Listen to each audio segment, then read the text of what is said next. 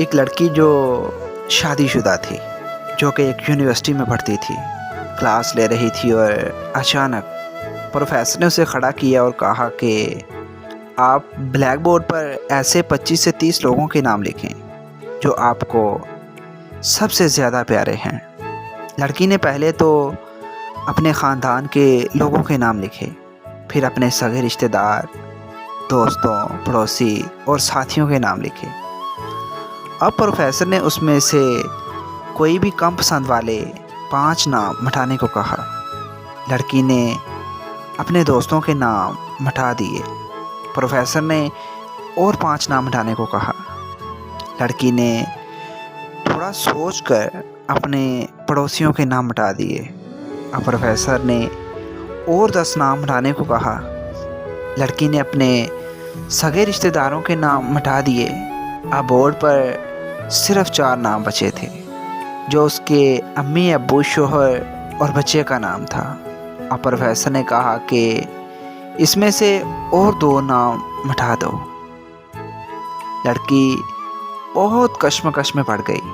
उसने बहुत सोचने के बाद और बहुत दुखी होने के बाद उसने अपने अम्मी अब्बू का नाम मिटा दिया।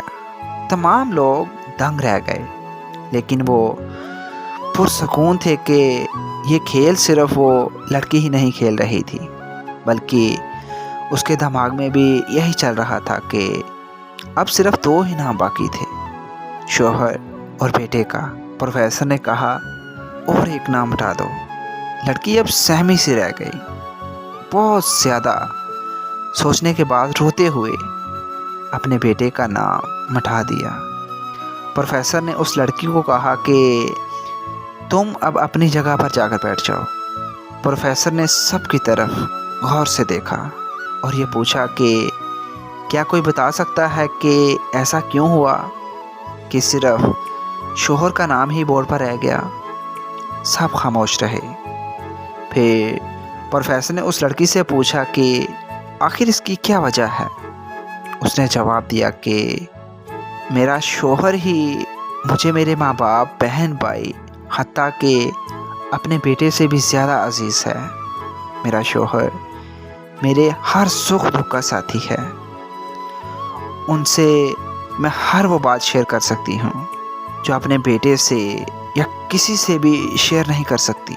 मैं अपनी ज़िंदगी से अपना नाम तो मिटा सकती हूँ, मगर अपने शोहर का नाम कभी नहीं मिटा सकती।